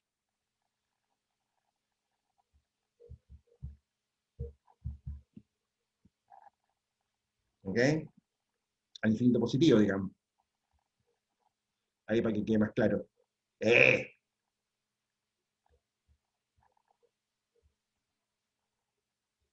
Tiende al infinito positivo, ¿no es cierto?, en el largo plazo. ¿Les tinca? ¿Se entendió esa cosa? ¿Por qué ocurre esto? Bueno, a ver, esto ocurre, ¿no es cierto?, porque por lo que habíamos comentado antes, ¿no es cierto?, en el largo plazo, ¿no es cierto?, mientras más largo el plazo, de hecho, ¿no es cierto?, uno puede cambiar, ¿no es cierto?, puede modificar más cosas, ¿no es cierto?, en la función de producción. ¿Ok? Es decir, una empresa, ¿no es cierto?, que, no sé, el ejemplo de lo que habíamos partido diciendo alguna vez, ¿no es cierto?, si ustedes son taxistas, ¿no es cierto?, por ejemplo, en el largo plazo ustedes pueden vender el taxi, en el corto plazo no. ¿Ok? Si ustedes, observan un aumento sistemático en la demanda por, no sé, tomates, por decirte algo, ¿no es cierto?, ustedes pueden comprar más tierra, ¿no es cierto?, en el largo plazo, pueden aumentar la escala de producción, ¿no es cierto?, pueden hacer inversiones, ¿no es cierto?, en riego, en qué sé yo, en invernadero, lo que sea, ¿no es cierto?, de modo tal de que en el largo plazo, ¿no es cierto?, ustedes pueden modificar más la oferta de un producto. En el corto plazo, ¿no es cierto?, ustedes dicen, mira, no sé, si tú cosechaste recién tomate en tu predio, ¿no es cierto?, y llega alguien y te dice, mira, no sé, Luca la caja, y aparece detrás otro, bueno, 2 lucas la caja, y otro que aparece detrás, ¿no es cierto?, te dice 5 lucas la caja, y otro que te dice 10. Bueno, lo único que haces es que te pegáis unas puñaladas más o menos, ¿no es cierto?, porque tenéis la misma cantidad de producción para vender y nada más. ¿Te das cuenta? En el corto plazo, de hecho, ¿no es cierto?, la oferta agrícola es inelástica casi por completo, es decir, la oferta de productos agrícolas en el corto plazo, ¿no es cierto?, tiende a ser como eso. Oferta de corto plazo. ¿Ok? Esto genera situaciones bien complicaditas, las vamos a ver más un rato más. ¿Ok? Cuando veamos la interacción con los mercados. ¿Ok? Bien. Descanso 5 minutos, chanchitos.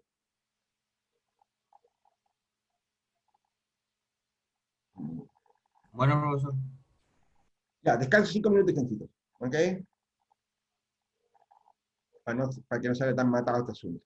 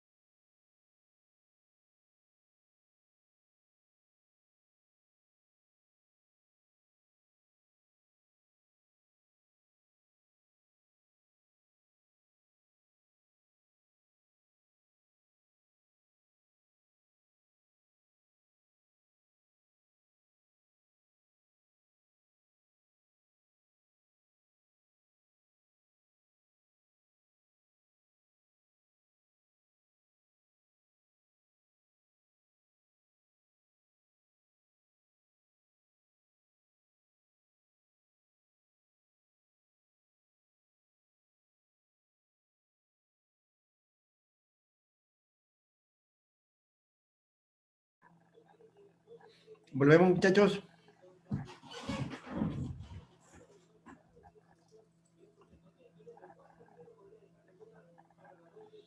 ¿Sí? ¿Estamos ahí? Sí, profe. Estamos ahí, ya. A ver, en la...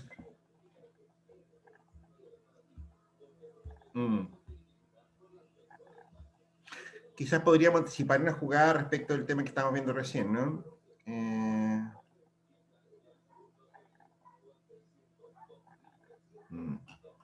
Espérate. Cerré la pantalla, sería idiota. Ahí está.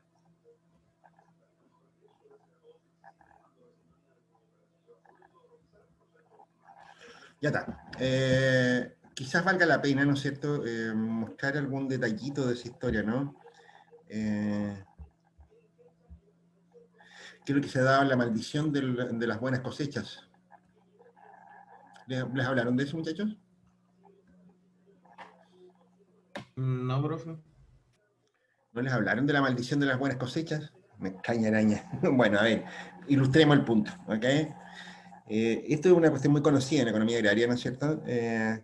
Lo que ocurre acá, ¿no es cierto?, es que suele ocurrir, ¿no es cierto?, que la demanda por productos agrícolas, ¿no es cierto?, especialmente porque los productos agrícolas, ¿no es cierto?, tienen la mala costumbre de vencerse, ¿no es cierto?, es decir, duran poco tiempo, no podéis guardar, qué sé yo, frutas, hortalizas, ¿no es cierto?, durante mucho tiempo, ¿no? Entonces tienes que liquidarlos rápido, tienes que vender rápido los productos agrícolas. ¿Qué es lo que pasa? En el corto plazo, ¿no es cierto?, entonces la elasticidad de demanda, ¿no es cierto?, de los productos agrícolas suele ser bastante baja. La gente compra, ¿no es cierto?, esto podría ser la demanda, ¿ok?, en el corto plazo. ¿Qué es lo que ocurre, ¿no es cierto?, con esto? Significa, ¿no es cierto?, que la gente, ¿no es cierto?, tiene hábitos, ¿no es cierto?, que son difíciles, que se mueven muy lentamente, ¿no es cierto?, que si en el muy corto plazo podemos tomar como dada la función de demanda, ¿ok? ¿Qué es lo que ocurre, ¿no es cierto?, en un periodo normal? Bueno, a ver, esta sería la oferta de productos agrícolas, ¿no es cierto?, y supongamos, ¿no es cierto?, entonces que tenemos un equilibrio como este, ¿ok? A esta cantidad, ¿no es cierto?, se venden a este precio. Pero ahora supongamos que hay una muy buena cosecha. ¿Qué es lo que va a ocurrir si hay una muy buena cosecha? Bueno, aparte que los agricultores van a creer que se van a hacer ricos, ¿no es cierto? Los tipos dicen, bueno, hay un buen clima, que si yo quiero, ¿no es cierto? Pasaron cosas muy buenas, ¿no es cierto? Que si yo hay una cosecha súper abundante. ¿Qué es lo que va a ocurrir con la función de oferta en ese caso? Bueno, va a ocurrir que se va a desplazar hacia afuera, hacia acá. Ahí. Dado que la función de demanda es inelástica, este aumento, por muy chiquitito que sea, ¿no es cierto?, hasta Q1 de la oferta, se ve más que compensada por una disminución muy grande del precio. Al haber más producto baja el mismo El precio de aumento del este. producto, ¿no es cierto?, pero esto es una disminución del precio. Y como la función de demanda es inelástica, ¿no es cierto?, entonces se encuentra con sorpresa. Si al principio, ¿no es cierto?, si los ingresos de los agricultores eran, digamos, llamémosle a este P0, Q0, eran P0 por Q0, ¿no es cierto?, los ingresos después de la abundante cosecha, ¿no es cierto?, digamos, los ingresos 1 van a ser igual a P1, Q1. ¿Se dan cuenta? Y eso significa, ¿no es cierto?, que los ingresos van a ser esta área que está acá, ¿no es cierto?, en vez de esta otra área que está acá. Van a ganar esto que está acá, pero van a perder el precio. ¿Se dan cuenta? Es fácil mostrarlo, de hecho, ¿no es cierto? Si nosotros suponemos, ¿no es cierto?, que la elasticidad de demanda, digamos, por cualquier producto agrícola, ¿no es cierto?, es, no sé, un valor cercano a cero, la estinca, por ejemplo, tiende a ser cero, qué sé yo, pongámosle un valor chiquitito, 0,1, ¿la estinca? ¿Qué significa eso? Bueno, si 0,1 entonces es igual a la variación porcentual en la cantidad ante la variación porcentual en los precios, ¿qué es lo que nos va a implicar eso? No significa, ¿no es cierto?, que si aumenta la cantidad, por ejemplo, en un 10%, ¿qué pasa si aumenta la cantidad ofrecida en un 10%? Implica, ¿no es cierto?, que si 0,1 va a ser igual a 10 sobre la variación porcentual del precio. O sea, la variación porcentual en el precio va a ser igual a 10 sobre 0,1. Y 10 sobre 0,1, eso es 100. ¿Se dan cuenta? Chanchitos, la clase anterior estuvimos hablando sobre las bandas de precio y otras cosas más, ¿no es cierto? Si mal no recuerdo. Fíjense ustedes que de hecho, esta situación, ¿no es cierto?, es justamente la que hace que de la agricultura una actividad bastante conflictiva desde el punto de vista político. Porque efectivamente, ¿no es cierto?, una de las cosas que ocurre con esto, ¿no es cierto?, es que a los agricultores, ¿no es cierto?, por ejemplo, les convienen las restricciones al comercio. Todo aquello que limite, ¿no es cierto?, que ponga restricciones al ingreso de productos al país, ¿no es cierto?, por ejemplo, les conviene mucho por esto, porque la elasticidad de demanda por productos agrícolas, ¿no es cierto?, es baja. Entonces, si uno detiene de alguna manera, ¿no es cierto?, la importación de productos, ¿no es cierto?, significa, ¿no es cierto?, que el efecto sobre los precios me va a convenir. Yo estoy restringiendo la cantidad, ¿no es cierto?, y por lo tanto, ¿no es cierto?, estoy protegiendo de esa manera los ingresos de los agricultores. ¿Se dan cuenta? Si al revés, yo permito que entren productos extranjeros, de las cantidades que sean, ¿no es cierto?, va a ser el mismo efecto, ¿no es cierto?, de la cosecha abundante. Va a aumentar la oferta, ¿no es cierto?, en el mercado, ¿no es cierto?, pero como el mercado tiene una demanda inelástica, ¿no es cierto?, el precio va a caer mucho más de lo que aumenta la cantidad ofrecida. ¿Se dan cuenta?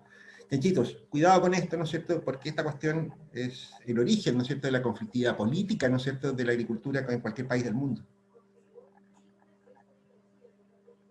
Esto que está acá.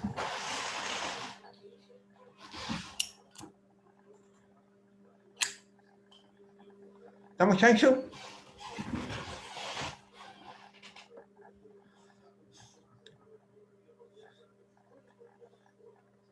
Vamos a ver algunas otras cosas, ¿no es cierto?, que son características de los mercados agrícolas, ¿no? Esta cuestión es un ejemplo, ¿no es cierto?, creo que está hasta en el Samuelson está esta cuestión. Pero ¿cómo se llama? Pero porque es muy conocido este fenómeno, ¿ok? Es muy conocido este fenómeno. Y como les digo, es muy importante, ¿no es cierto?, desde el punto de vista de la gestión agrícola, ¿no es cierto?, todos ustedes que estén trabajando en la agricultura, ¿no es cierto?, se van a encontrar con que van a estar defendiéndose de los productos importados y que no queremos que traigan paltas peruanas, que no queremos que traigan sandías de no sé dónde, qué sé yo qué, ¿no es cierto? Justamente por eso. Porque a ustedes no les va a convenir, ¿no es cierto?, nunca, ¿cómo se llama?, que el aumento de la oferta. Bien, a ver. En este monito, ¿no es cierto?, estábamos mostrando, ¿no es cierto?, lo que decíamos recién. A ver, paramos aquí el tema de elasticidad, ¿no es cierto?, ya está listo el repaso con esto, ¿no es cierto?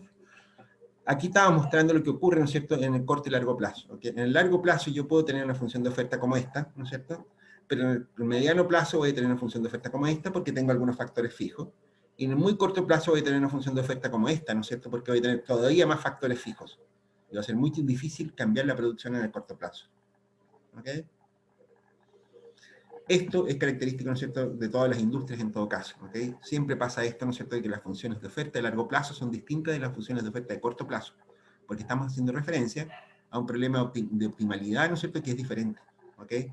En estos dos casos considera factores productivos fijos, que no se pueden modificar en el corto plazo. En este otro caso, estamos pensando, ¿no es cierto?, en que la función de producción, ¿no es cierto?, no tiene factores fijos, se pueden mover todos.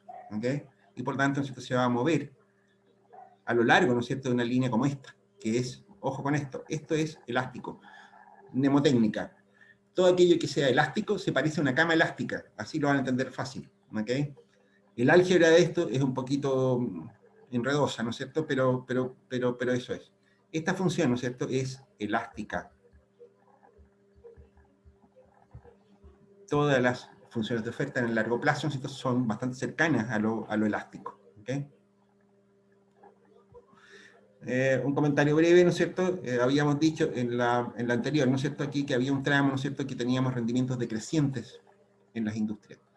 Y creo que lo comentamos en la clase anterior de esta cuestión, cuando les conté que si el caso de la General Motors, un montón de empresas, ¿no es cierto?, que las han tenido que achicar, ¿no es cierto?, porque llega un minuto, ¿no es cierto?, en que los costos de coordinación y de gestión son tan altos cuando una empresa crece, ¿no es cierto?, que las hace ineficientes al final. ¿Ok? Eso, ¿no es cierto?, significa, ¿no es cierto?, que una empresa que alcance este punto, ¿no es cierto?, en algún minuto va a tener que ajustarse, porque no puede competir en el mercado. ¿Ok? De hecho, cuidado con esto, ¿no es cierto? Aquí aparece una cuestión que es más de corte político. Gestionar eficientemente grandes empresas, ¿no es cierto?, es un recurso escaso. La capacidad de coordinación de una gran empresa, ¿no es cierto?, no es para cualquier persona, y esas personas, ¿no es cierto?, son bien escasas en los mercados gerenciales, digamos. ¿Ok? De hecho, en el caso chileno, ¿no es cierto?, eso está asociado a la conformación de grupos económicos. Eso pasa en muchas partes del mundo. El hecho de que existan grandes empresas, ¿no es cierto?, grandes conglomerados empresariales, ¿no es cierto?, tiene mucho que ver con la capacidad de gestionar grandes organizaciones, que es una pega que no la hace bien todo el mundo, no la hace cualquiera bien. Bien, dicho todo esto, ¿no es cierto?, vamos a tratar de avanzar en esta historia, ¿no es cierto? Vamos a borrar algunas hojas de esta, ¿no es cierto? No vale ni la pena si podemos seguir para adelante, ¿no? Bien. Lo siguiente que ocurría, ¿no es cierto?, era que teníamos que agregar, ¿no es cierto?, entonces, las funciones de oferta en el mercado. ¿Ok? Y vamos a decir entonces, ¿no es cierto?, que si nosotros tenemos, atención, es la oferta de productos privada. Si yo tengo una empresa 1 y tengo una empresa 2, ¿no es cierto?, y yo tengo una función de oferta como esta, y una función de oferta como esta otra, oferta 1, lo puse al revés, ¿no es cierto?, la oferta 2, recuerden que estos son costos marginales. ¿Ok? ¿Cómo hacer la oferta de mercado? Bueno, eso significa, ¿no es cierto?, que la oferta de mercado ahora, ¿no es cierto?, va a ser simplemente la suma horizontal de las ofertas individuales a cada precio. ¿Ok? O sea, que lo que ocurre, a este precio, ¿no es cierto?, por ejemplo, se ofrece esta cantidad, ¿no es cierto?, llegamos hasta por acá, ¿no es cierto?, en que la oferta es simplemente la función de la oferta, función 1, ¿ok? Hasta ahí. Pero ahí para adelante, ¿no es cierto?, entra en operación esta otra empresa. ¿Ok? Entonces, ¿no es cierto?, esta función de oferta que está ahí, ¿no es cierto?, sigue, pero se agrega la producción de esta otra. O sea, fíjalo como eso. ¿Ok? Vamos a borrar ese cachito para que se entienda bien lo que estamos haciendo. O sea, esta función de oferta, ¿no es cierto?, se hace así. Esta es la oferta de mercado. Es la suma horizontal de las empresas.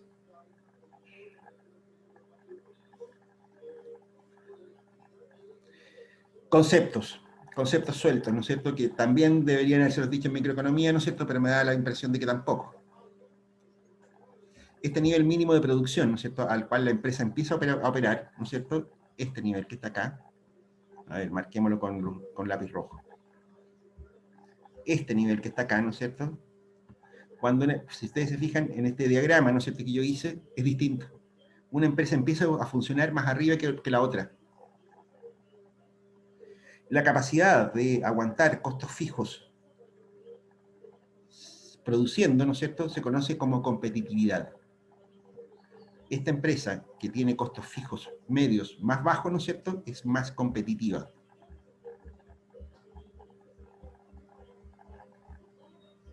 No significa que sea más eficiente. ¿Ok? Normalmente las pequeñas empresas son muy competitivas, ¿no es cierto?, pero son muy ineficientes en el largo plazo. ¿Ok? Pero eso es un concepto, ¿no es cierto?, que vale la pena que lo tengan claro. La competitividad está asociada, ¿no es cierto?, a los costos fijos de operación.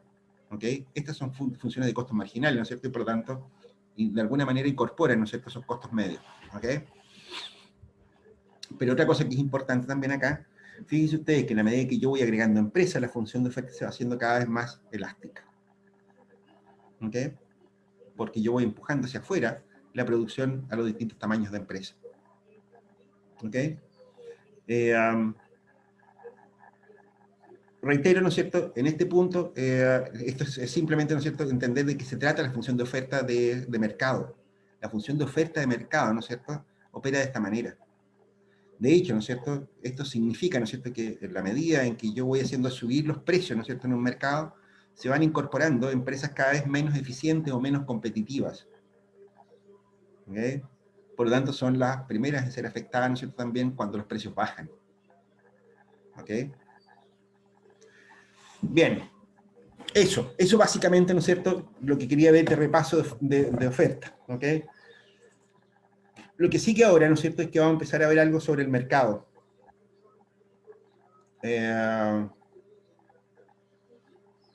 Y esto vamos a saltar las finuras metodológicas, ¿no es cierto?, y vamos a trabajar, ¿no es cierto?, básicamente con los diagramas de oferta y demanda, esperando que se me entienda.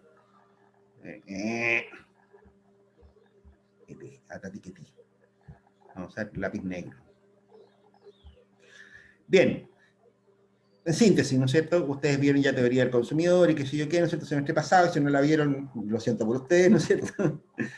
En un mercado, ¿no es cierto? Ustedes les dijeron, mira, aquí tenemos una función de demanda y aquí tenemos una función de oferta, ¿no es así? Ya sabemos lo que consiste, en qué consiste la función de oferta. Esta es una función de costos marginales de un montón de empresas, ¿ok? En el mercado. Y eso significa, ¿no es cierto? Entonces que se configura en equilibrio, ¿no es cierto?, a un precio y a una cantidad determinada. ¿Ok? Eso hasta ahí está el descuadre, ¿no es cierto? Este equilibrio, ¿no es cierto?, es, digamos, automático en algún sentido, ¿no es cierto? Pero aquí hay que mirar algunas cosillas que son bien importantes. Y más bien, ¿no es cierto?, en realidad nos quedan 10 minutos de clase, ¿no es cierto? Aquí vamos a ver algunas cosas, ¿no es cierto?, que son bien, que son como interesantonas en algún sentido. Vamos a ver, ¿no es cierto?, el excedente del productor, excedente del productor, que sirve para los que trabajan en evaluación social de proyectos, los que vayan a trabajar en el sector público, ¿no es cierto?, y tengan que ver, ¿no es cierto?, con cuestiones, ¿no es cierto?, que tienen que ver con de políticas públicas, ¿ok? Vamos a ver estabilidad del equilibrio, estabilidad del equilibrio.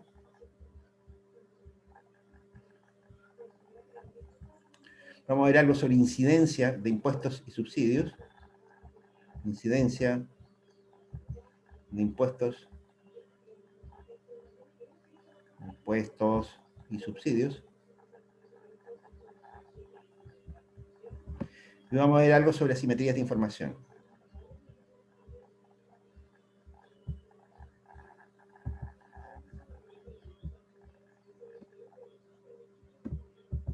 Cuestión que ninguna de ustedes probablemente las vieron, ¿ok? De nuevo, estos son temas que los vamos a ver con dedicatoria, ¿no es cierto?, a la economía agraria, porque son temas que son problemas en economía agraria, ¿ok? Son temas, todos estos que están acá, ¿no es cierto?, son temas complicaditos para la economía agraria, ¿ok? Porque tienen un sentido, ¿no es cierto?, que es bien relevante, ¿ok?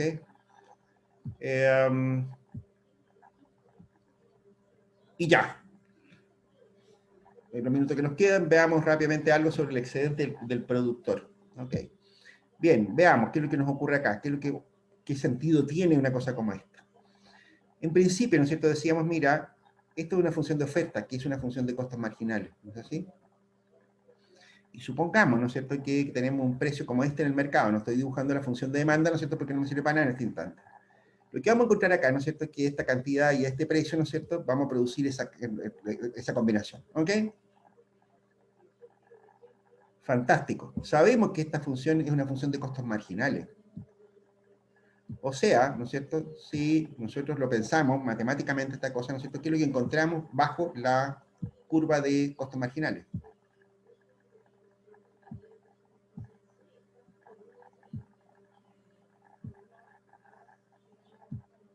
Pensémoslo de esta manera. Esta área bajo la curva, ¿no es cierto?, ¿qué es lo que representa? Pensemos en la integral, ¿no es cierto?, de la función de costos marginales. De P. El área de eso, yo pienso que debe ser la cantidad total de todas las cosas que vamos a ocupar para ganar esa cantidad de plata. Bueno, no plata, sino que esa cantidad a esa cantidad de precios vamos a tener que ocupar esa cantidad de materiales. Ya, pero son precio y cantidades. Fantástico. La integral, ¿no es cierto?, es el área bajo la curva, ¿no es cierto? ¿Qué sentido tiene esta área bajo la curva? Esta área bajo la curva, si ustedes se dan cuenta, ¿no es cierto?, lo que estamos haciendo aquí es integrar, ¿no es cierto?, todos los costos marginales a cada unidad. En este equilibrio, esta zona que está acá, ¿no es cierto?, son los costos totales del productor. Costos totales.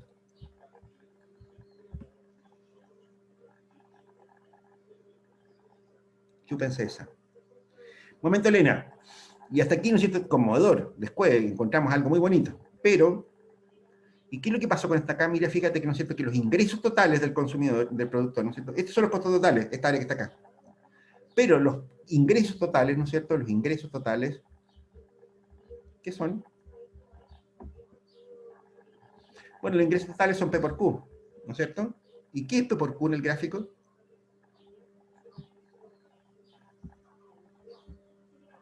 Fíjate, ¿no es cierto?, que es toda esta área que está acá, lo que estoy achurando en verde.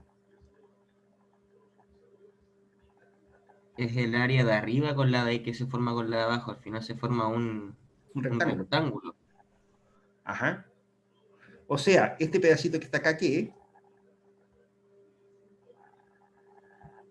Ya sabemos que el pedacito que está abajo son La los costos. ganancia. La ganancia. Estos son los beneficios. ¿Es lo mismo, profe? O excedente. Sí. Eso no hemos entrado en ese detalle, ¿no es cierto? Porque eso es más como de introducción a la economía. Puta, ya me estáis metiendo en un tete, Nicolás Peñailillo. Todos los Peñailillos son unos tipos muy complicados. Porque si eso no lo tienen claro, quizás debiéramos dedicarle unos minutos a ese tema también.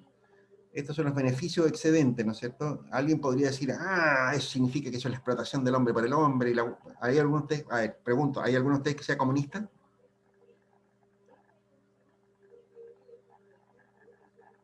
¿Nadie que es comunista aquí? Fenómeno. Ya, nadie me va a decir que es la explotación del hombre por el hombre. Sí, esos son los beneficios, son las ganancias. Lo que pasa, ¿no es cierto?, es que alguien te va a decir, oh, ese es el lucro. No, no es el lucro, ¿ok? Son beneficios excedentes, eso no significa que sean lucro, ¿cachai? ¿Te acuerdas cuando habíamos hablado de la competencia en el mercado, ¿no es cierto?, que en realidad son las ganancias anormales las que producen cambios en la composición de la oferta? Bueno, estas son ganancias normales, ¿ok? En estricto rigor, ¿no es cierto?, aquí lo que ocurre, ¿no es cierto?, es que esta función de oferta es la función, es el inverso de la función de producto marginal del trabajo, de los factores que son móviles. También hay una función de oferta de producto marginal, ¿no es cierto?, de los otros factores que están fijos en algún minuto. En realidad esta es la remuneración de los otros factores. En estricto rigor, ¿no es cierto?, si uno hace un análisis matemático más fino, ¿no es cierto?, se va a encontrar con que esta área que está acá, ¿no es cierto?, en realidad es la remuneración de los otros factores productivos. Por ejemplo, el capital. ¿Te das cuenta? Por eso que le ponemos un nombre medio neutro. Le ponemos beneficios o excedente. Porque en realidad es la remuneración de otros factores productivos. ¿Te das cuenta? Sí, ya noto la diferencia en por qué no se le llama ganancia a eso como tal. Exactamente. Porque en realidad no son ganancias, o sea, no son necesariamente ganancias. Cuando alguien Claro. obtiene una rentabilidad que es la normal para el tipo de negocio que está haciendo, ¿no es cierto?, está obteniendo ganancia económica cero. Lucro cero, digamos. Está obteniendo lo que todo el mundo gana nomás. ¿Te das cuenta? Sí, profe. ¿Qué es lo que ocurre, ¿no es cierto?, si es que por alguna razón baja el precio? Lo vamos a marcar con rojo. Supongamos que ahora, no, eso no es rojo, esto es rojo. Supongamos que el precio llega hasta por aquí. Fíjate, ¿no es cierto?, que ahora se produce menos. Digamos, aquí P1, P1. ¿Qué es lo que nos pasó aquí? Fíjate que ahora el excedente del consumidor, las ganancias del consumidor, del productor, ¿no es cierto?, las ganancias son menores ahora. Son esta área que está acá. Quizás si es que la curva de oferta fuera pero muy equilibrada, tanto para el precio como para la cantidad de objetos que tenga, quizás se forme un área media para los dos. No sé, yo puedo creer que puedo llegar a ese punto, o es imposible que se formen dos áreas iguales en los dos lados. Sería no mucho más que una casualidad.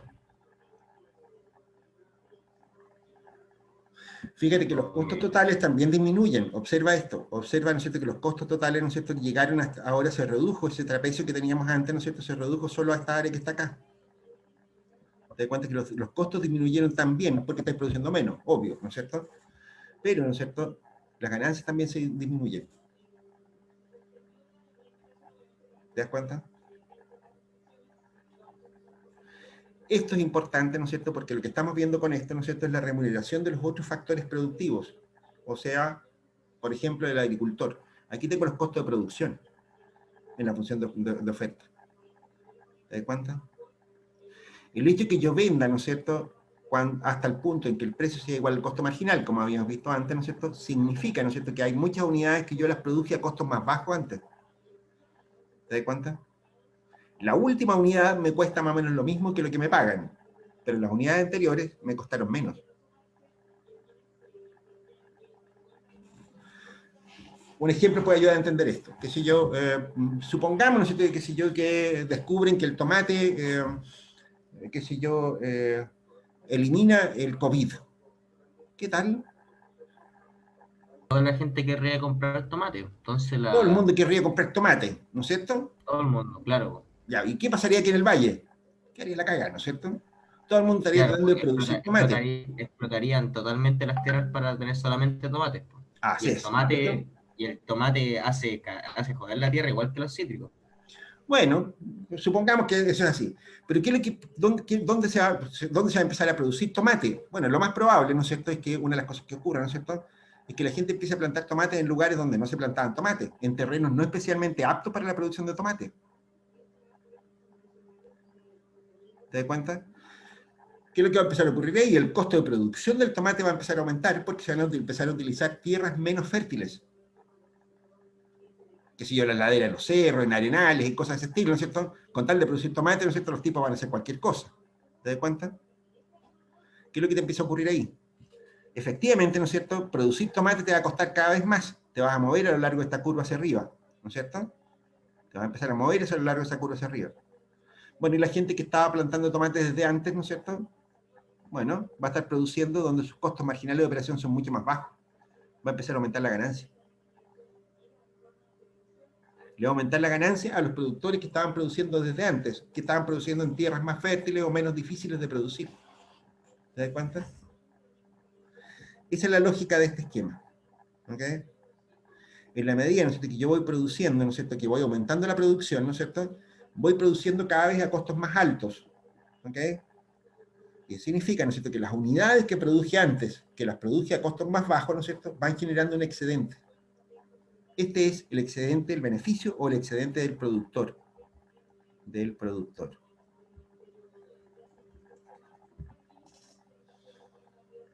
¿Estamos claros? Sí, profe, a mí ya me queda más claro la idea. Quedó clara la idea, fantástico, fantástico, porque es la hora de irnos, ya, chanchitos, ya lo siento. Dejamos de compartir, ¿no es cierto? Esta cuestión es útil, ¿no es cierto? Vamos a ver más adelante, ¿no es cierto?, que la cuestión de los impuestos y los subsidios altera los excedentes o beneficios del productor, ¿no es cierto?, etcétera, ¿no es cierto? Es una herramienta súper útil que se tenga claro este asunto. Esto es más bien una cuestión técnica, ¿no es cierto? Si se quiere, esto se podría ver con matemáticas también, ¿no es cierto? Pero la verdad es que meternos con cálculo y cosas de ese estilo, ¿no es cierto?, para ustedes va a ser un cacho, ¿no es cierto? Y yo creo que es más práctico, ¿no es cierto?, hacerlo con gráficos, a menos que ustedes sean buenos para el cálculo, ¿no?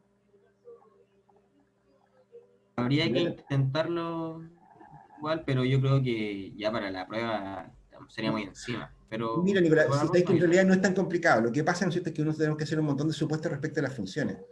Continuidad, concavidad, que sé yo, una serie de otras cosas más, ¿no es cierto?, que son necesarias para extraer conclusiones más o menos definitivas. ¿Te das cuenta? Va por ahí el problema que tiene en realidad el uso intensivo de cálculo en economía. Por eso un poco usamos los gráficos en realidad, para que estamos con lecera. claro, es para guiarnos más es como para crear en nuestra cabeza una hipótesis y saber el por qué pueden dar ciertos resultados a algunas cosas. Así es. Exactamente va por ahí la cosa. Bien, se nos han muerto algunos participantes en el camino. Chachos, nos vemos en la próxima clase. La próxima clase es la prueba, ¿no? Exacto. O Exacto. sea, eso habíamos fijado, creo, no sé la verdad. Bueno, vamos a usar una sola de las horas de clase, ¿no es cierto? O sea, vamos a usar 45 minutos, una hora para la prueba. Les recomiendo, vean el texto guía, ¿no es cierto? probablemente para el 4, ¿no es cierto?, les baste con el texto guía. Y profesor, ¿algunas páginas, algún capítulo en especial? Mm, no lo tengo aquí a tiro el libro, pero esto lo van a identificar fácil. A ver, déjame ver. El texto guía está en intranet en disposición, ¿cierto? El libro se los subí se los compartí como un enlace, creo. Profesor, disculpe, ¿esta clase la va a subir al tiro o ¿Cómo? esta clase grabada la va a subir al tiro o no?